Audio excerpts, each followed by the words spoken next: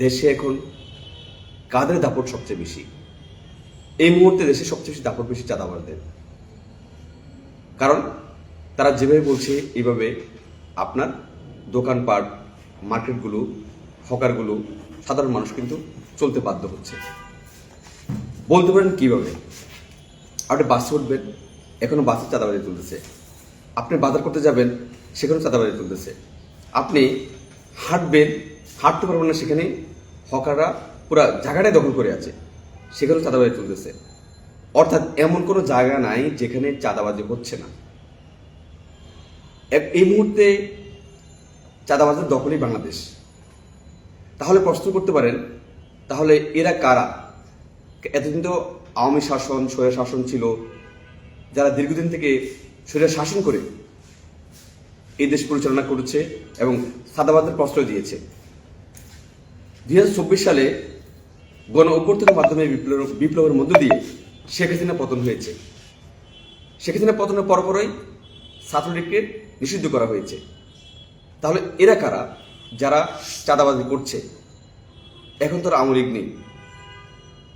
একটি স্পষ্ট কথা বলতে চাই, স্পষ্ট কথা হচ্ছে যে আওয়ামী লীগ না থাকলেও এখনো পর্যন্ত আওয়ামী লীগের দোসররা আছে, দালালরা আছে, পেতাত্তারা আছে, যারা এখন প্রতিটি সেক্টরে তারা দখল করে বসে আছে। তাহলে প্রশ্ন করবেন, তাহলে কি আওয়ামী লীগ চাঁদাবাজি করছে? ছাত্রলীগ চাঁদাবাজি করছে? যুবলীগ চাঁদাবাজি করছে? না, এরাও চাঁদাবাজি করছে না। এরা দোসর হয়ে বসে আছে, দালাল হয়ে বসে আছে, এরা ইন্ধন দাতা হিসেবে বসে আছে, ষড়যন্ত্রকারী হিসেবে বসে আছে। তাহলে চাঁদাবাজি কে করছে? চাঁদাবাজির হাত পরিবর্তন হয়েছে, এক হাত থেকে আরেক হাতে এসেছে। অর্থাৎ যারা ইন্ধন দিচ্ছে, ষড়যন্ত্র করছে, যারা দোষর হয়ে বসে আছে, তারা তারা এটা কি কল কাঠি নাড়াচ্ছে। আর এই চাঁদাবাজরা বর্তমান কয়েকটি গ্রুপে বিভক্ত হতে পারে। অনেকে বলছেন বিএনপি চাঁদাবাজি করছে, হতে পারে বিএনপির বাইরেও অনেকে চাঁদাবাজি করছে যারা কোনো দলই করেন না। কারণ চাঁদাবাজের কোনো দল থাকে না, চাঁদাবাজের কোনো সংগঠন থাকে না, চাঁদাবাজের কোনো দেশ থাকে না, রাষ্ট্র থাকে না, সমাজ থাকে না। চাঁদাবাজরা চাঁদাবাজই। এদের পরিচয় এটা, এদের জাতীয় পরিচয় এটা, এদের বংশীয় পরিচয় এটা, এদের দলীয় পরিচয় এটা, সাংগঠনিক পরিচয় এটা। চাঁদাবাজরাই সবসময় চাঁদাবাজই, এটা তাদের সঠিক পরিচয়। আমি সরাসরি বিএনপিকে এখানে দোষারোপ করছি না, তবে বিএনপির এখানে দুর্বলতা রয়েছে। কারণ আপনারা জানেন, জনাব তারেক রহমান 31 দফা ঘোষণা করেছিল। সে 31 দফা তারা পড়ে নেবেন। নতুন এক বাংলার স্বপ্ন দেখিয়েছেন, সুন্দর এক বাংলার স্বপ্ন দেখিয়েছেন, নিরাপদ এক বাংলার স্বপ্ন দেখিয়েছেন। যারা 31 দফা পড়েননি তাদেরকে বলবো একটু পড়ে নেবেন, কারণ একটি ডাইনামিক দফা ছিল প্রত্যেকটি দফা। এবং আপনারা জানেন যে ইতিমধ্যে তারেক রহমান কিন্তু অনেকগুলো প্রশংসনীয় বক্তব্য দিয়েছেন, যা মানুষ কিন্তু অ্যাকসেপ্ট করেছে। এবং সে ঘোষণা দিয়েছে যে বাংলাদেশ জাতীয়তাবাদী দলে কোনো ধরনের চাঁদাবাজ থাকতে পারবে না, তাদেরকে বহিষ্কার করা হবে, তাদেরকে দল থেকে বিতাড়িত করা হবে। এমন ঘোষণার পরও যখন বিএনপির নেতা কর্মীরা চাঁদাবাজি করে, তখন মনে রাখতে হবে, আমি মনে করছি তারেক রহমানের কন্ট্রোলে বিএনপি নেই, কিংবা বিএনপি দুটি হাইকমান্ড রয়েছে, একটি তারেক রহমানের কন্ট্রোলে, একটি সিনিয়রদের কন্ট্রোলে। হয়তো কোনো একটি কন্ট্রোল এই চাঁদাবাজদের কন্ট্রোল করছে, তাই চাঁদাবাজি বন্ধ হচ্ছে না। কারণ বৃহত্তর চাঁদাবাজদের বৃহত্তর অংশই কিন্তু বিএনপির সাথে জড়িত, যা আমরা খোঁজখবর নিয়ে দেখতে পেয়েছি। গত কয়েকদিন আগেও 50,000 সংখ্যার একটি চাঁদাবাজের তালিকা ঘোষণা করা হয়েছে, অপরাধ চক্রে ঘোষণা করা হয়েছে। এখানে আমরা দেখতে পেয়েছি অধিকাংশই বিএনপির সাথে সংযুক্ত। তাহলে বুঝতে পেরেছেন চাঁদাবাজ কারা? আমি বলছি শুধু চাঁদাবাজ বিএনপি করছে না, এর বাইরে অনেক সংগঠন আছে, সাধারণ মানুষ আছে।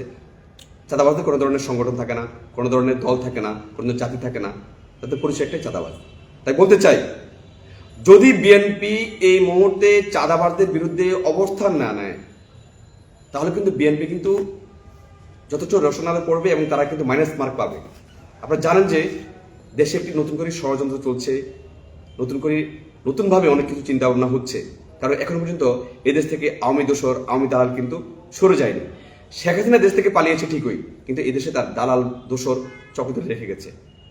এবং ইতিমধ্যে আপনারা জানেন যে একটি তৃতীয় শক্তি হওয়ার সম্ভাবনা রয়েছে, যা জাতীয় নাগরিক কমিটি কিংবা বৈষম্যবিরোধী ছাত্র আন্দোলন কিংবা অনেকগুলো দল মিলে।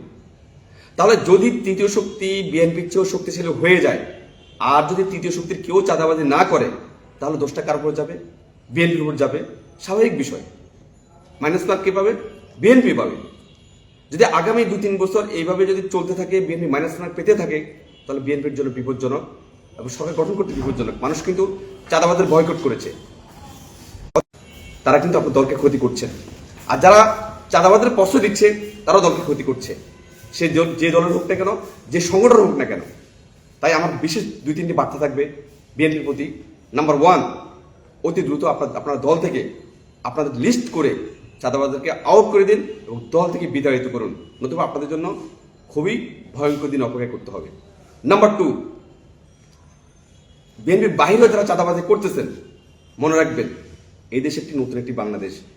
আমরা শেখ হাসিনাকে পতন করেছি, তার মানে এই নিয়ে আমরা বসে আছি, বিপ্লব বসে আছে। শেখ হাসিনা পতন হয়েছে ঠিক যদি আমরা আরেকটি বিপ্লব সৃষ্টি করি, আরেকটি বিপ্লব তৈরি হয়, তাহলে সবচেয়ে প্রথম দোলাইটা খাবেন। সবচেয়ে প্রথম দোলাই খাবে চাঁদাবাজরা, সন্ত্রাসীরা, অপরাধ চক্রে যারা জড়িত আছে, যারা রয়ের, ইন্ডিয়া এবং ভারতের দালালি করছেন, আমেরিকার দালালি করছেন। অতএব সাবধান হয়ে যান চাঁদাবাজরা। আপনাদের কিন্তু খুব দ্রুত আপনাদের উপরে বিপজ্জনক কোনো কিছু মেসেজ আসতে পারে, বিপজ্জনক কোনো কিছু বই আসতে পারে, সাবধান হয়ে যান। নাম্বার 3 বিষয়টা বলতে চাচ্ছি যে এই দেশ একটি জনগণের বাংলাদেশ। মানুষ শান্তিতে বাস করতে চায়। মানুষ প্রয়োজন 3 বেলার খাবার 2 বেলা খাবে, তবু তারা চাঁদাবাজের প্রশ্রয় দিবে না, সন্ত্রাসীদের প্রশ্রয় দিবে না। তার প্রয়োজন আরেকটি বিপ্লব করবে শান্তির বাংলাদেশের জন্য, নিরাপদ বাংলাদেশের জন্য এবং বাংলাদেশকে একটি শান্তিপ্রিয় দেশ হিসেবে গঠন করার জন্য।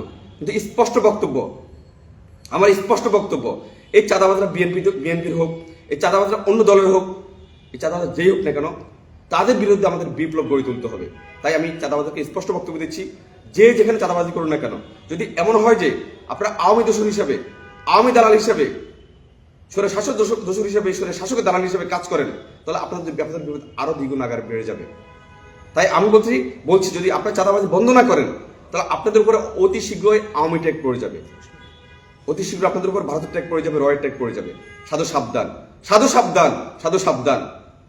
সাবধান হয়ে যান আপনার জীবনের জন্য, জীবন নিরাপত্তার জন্য, পারিবারিক নিরাপত্তার জন্য এবং এই দেশের নিরাপত্তার জন্য। সাবধান না হলে আপনাদেরকে গণদোলাই দিয়ে এই দেশ থেকে বিতাড়িত করা হবে। সাধু সাবধান।